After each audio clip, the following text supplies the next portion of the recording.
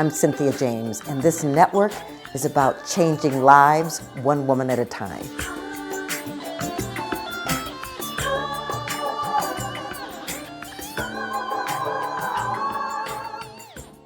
Welcome to Women Awakening. I'm your host, Cynthia James, and I am so excited to be with you because I get the opportunity to introduce you to extraordinary women, women who inspire me, women who are change makers, who are making a difference in this world and doing things to inspire others to step into their greatness. And my guest today is no exception. Her name is Tish Times. And she's the founder of Tish Times Networking and Sales Training. Tish is a certified networker, community builder, and franchise owner for Network in Action in Phoenix, Arizona. For over 10 years, Tish has been empowering business and entrepreneurs to create revenue generating, business connections, shorten the sales cycle, and close sales with ease, right?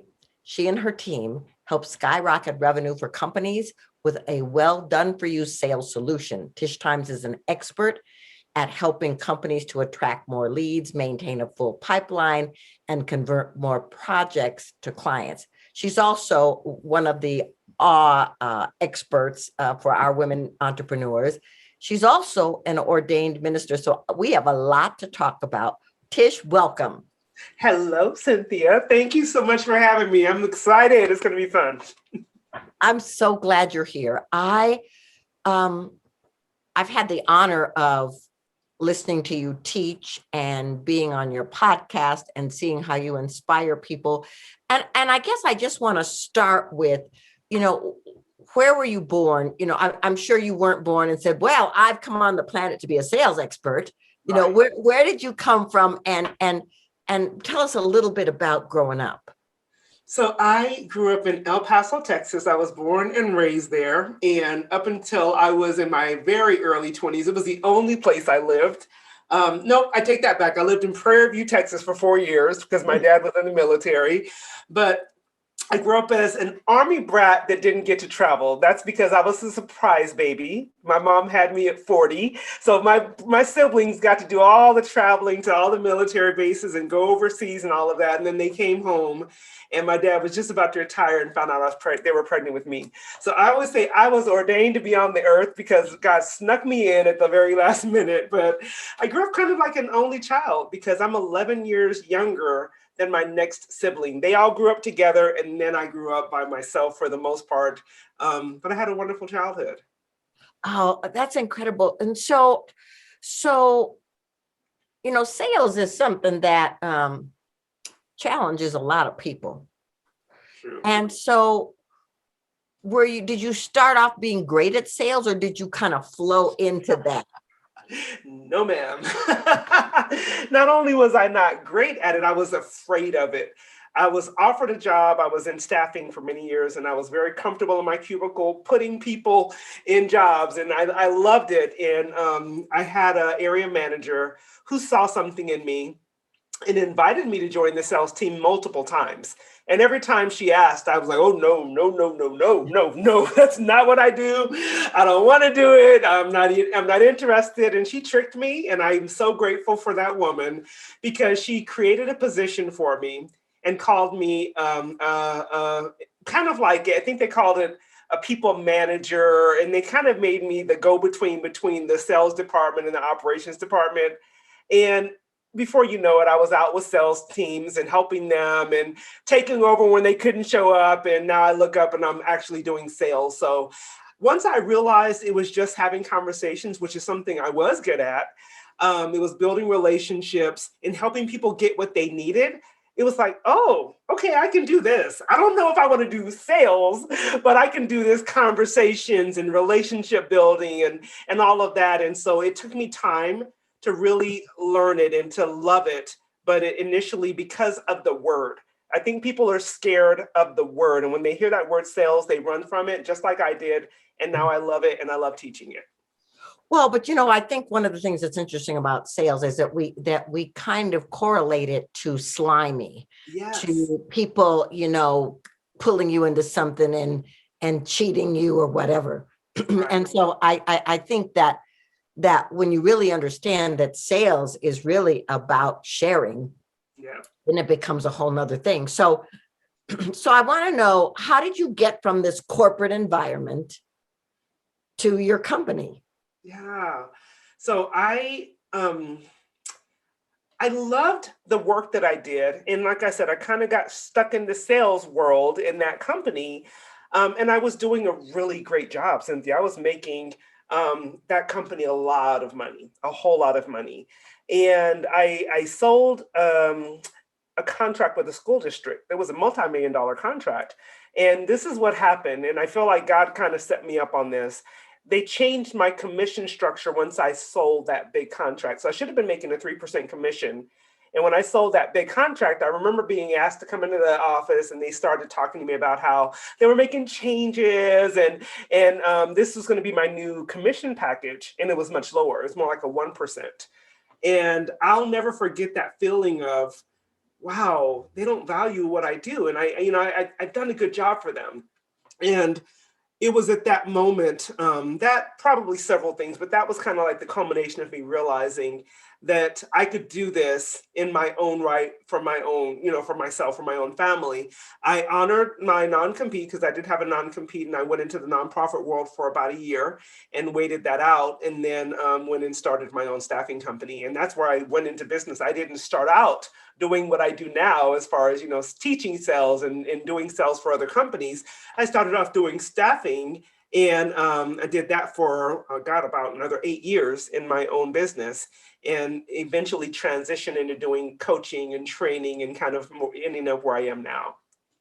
Yeah, well, and you're marvelous at it. I mean, the women in awe are just so inspired by you. I guess I want to ask though, the world of being an entrepreneur is not for the faint of heart. True. And so I want to know, did you stumble when you were becoming an entrepreneur? Did you have to learn lessons?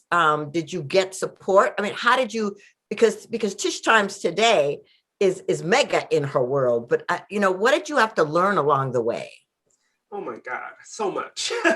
So I was one of those people that was, and I use this phrase very, very intentionally. I was just foolish enough to believe I could do it. So when I was told, I have a mentor to this day, very important mentor in my life, who said to me, and he said, "You're making millions of dollars for that other company. Why aren't you doing it for yourself?"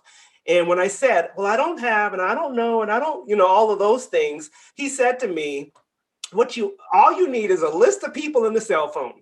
You don't need an office, all those things, right? So I believed him. And I went into my living room. And when I started this company, it was my staffing company, that is, it was immediately very successful. I just believed, and I went and did it, right? But what I didn't know was that there were going to be setbacks. And I didn't understand the things that were going to be required of me. So I said yes to things I should have said no to.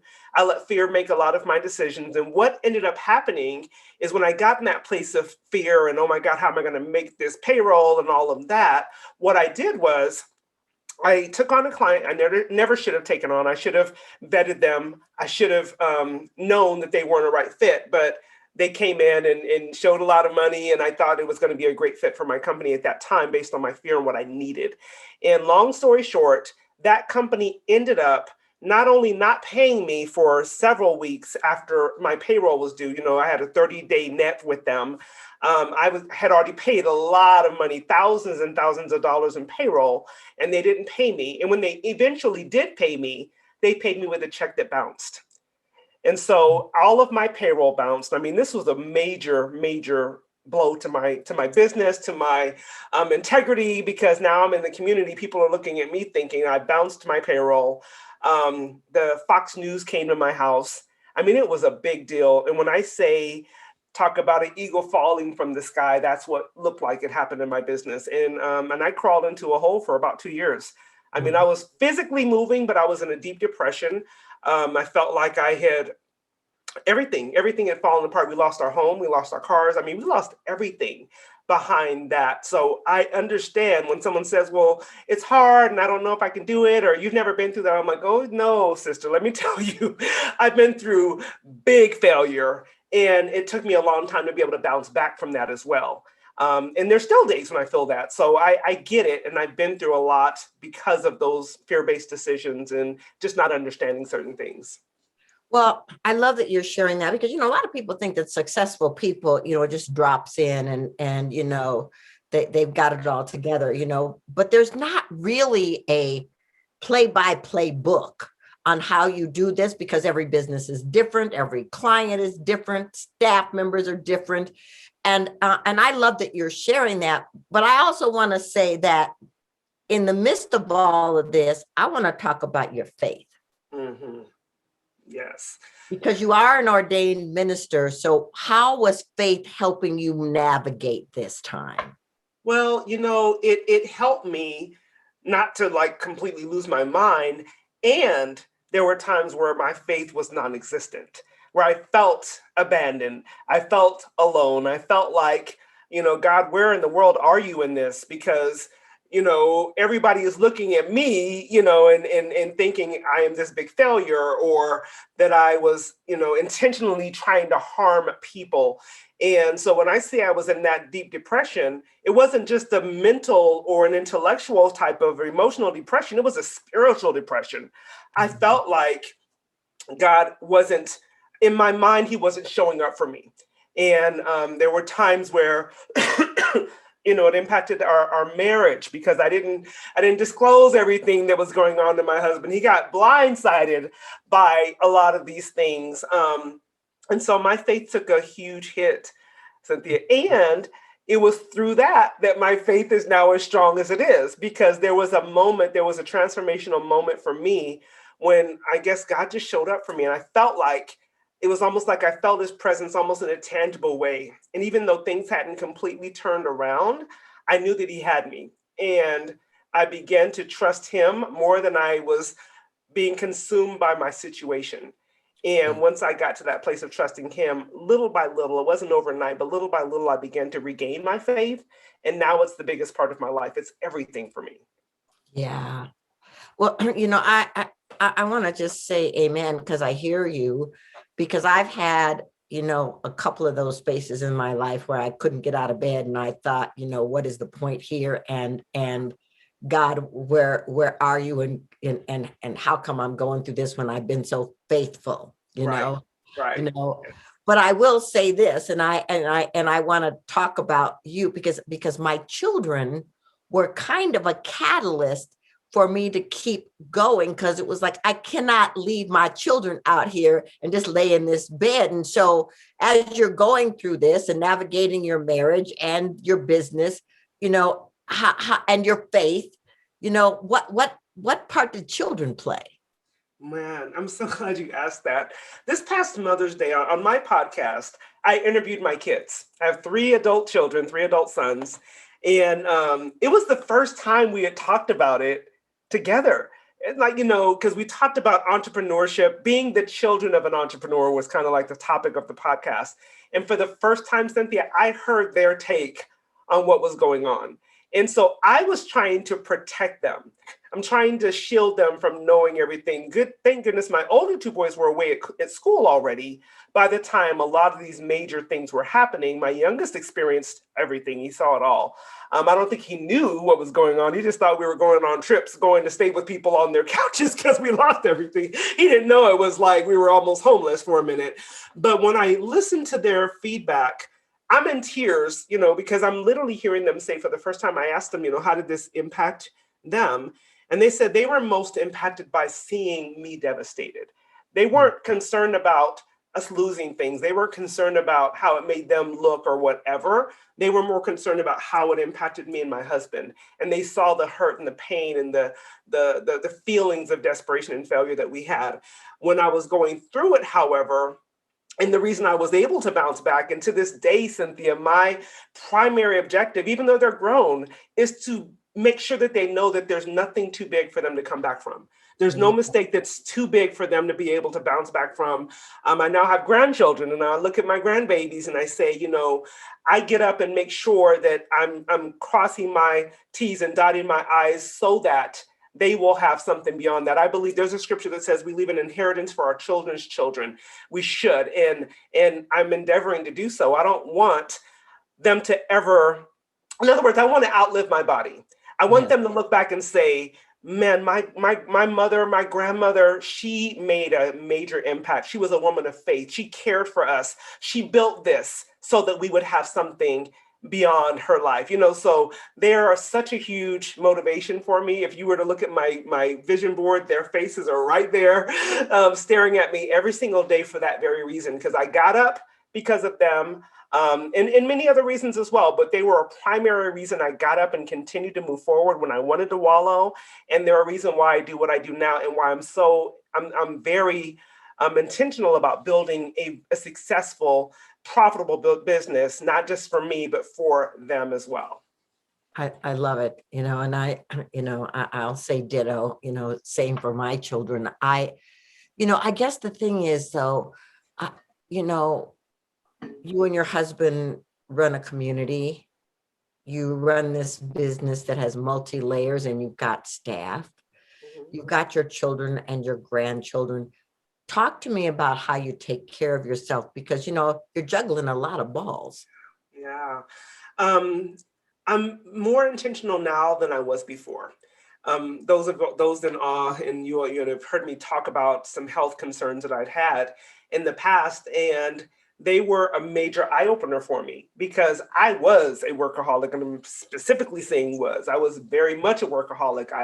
I drove myself until I would fall asleep every night, and now I am much more intentional about taking time off. I'm more intentional about putting boundaries around my personal, my mental space, my physical space, my time. I ensure that I do things that are good for my body, both, the inside, what I put in my body, how I take care of my body. Something that has become more important to me now that I didn't realize is as important is I make time for friends, time for getting together and laughing and enjoying and doing the things that I thought, quote unquote, I didn't have time for. And what I hadn't realized, Cynthia, is that I had created this life for myself where people always thought I was busy. And so I was wondering, well, why are you guys going off and not calling me? Or why haven't I heard from you? Well, we thought you were busy. And that begin to get real loud in my head. I was like, well, the only reason they think I'm busy is because that's what I'm giving off. And so it's not that they don't want to spend time with me. It's just that they perceive that I'm too busy. And so I had to shift that. And I put on my calendar intentional girlfriend time, self-care time. My husband and I have regular date nights.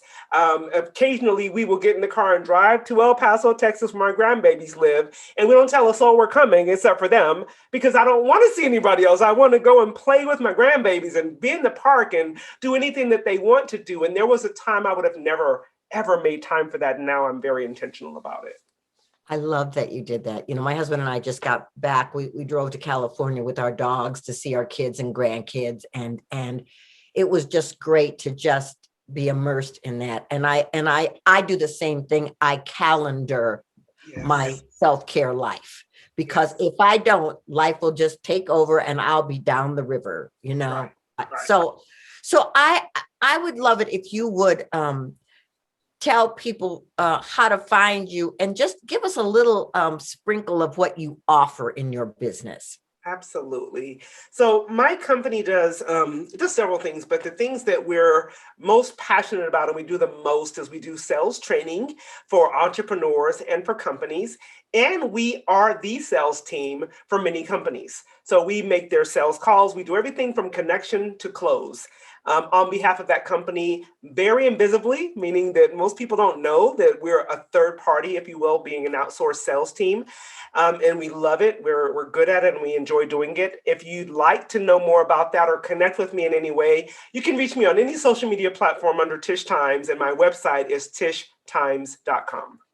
Tishtimes.com. Well, if you want to know about sales, if you want to be supported, if you want to be inspired, run, do not walk, to invite her into your life. So I ask the same last question of every guest.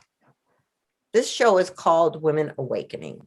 And I really would like to know, what is the one thing you want women to know about the importance of their waking up, awakening? Well, I'll say this.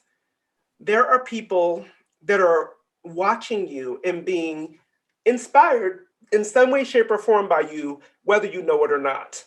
And the importance of us waking up and living full out and being all that we were called to be is that, in my opinion, I think I hold a responsibility for Aaliyah, who's my granddaughter, watching me and seeing how to be a woman of faith. In some cases, maybe even how to be a businesswoman, how to be a mother, how to be a wife. And I think I have a responsibility to be fully awake so that those who are watching me, if they are watching, I want them to be able to take something powerful away. I want them to be able to go and be that for someone else. And so, yes, I need it for me. But I know that I was put on this earth to help inspire others to live full out, to be, to live out loud, to be fully themselves, and to stay awake so that you can help others to be awake as well. That's what I believe, Cynthia. Oh, well, I love that that's what you believe, and you are such a demonstration of it. And it is my honor to witness the way in which you show up in the world and how you live out loud and how you invite others into the conversation of how they can step into their greatness without so much pain. So thank you. I am so grateful to know you and to walk this path with you. You just, you make my heart smile. Oh, thank you. And likewise, thank you for having me, for inviting me in, and especially for having me today. Thank you so much, Cynthia. So ladies, we do this every week. I interview amazing people just like you just heard here. And you can, wherever you get podcasts, you can find us: iTunes, iHeart, Spotify, Amazon. You just subscribe and then meet these women. I guarantee you there will be a nugget in each interview that will lift you and spark something within you. You are magnificent. You are powerful. You are original. You are dynamic. You are magnificent. There's nobody else like you on this planet. So whatever it is that you have to deliver, now is the time. You don't have to wait one more second. I love you, and I will see you next time.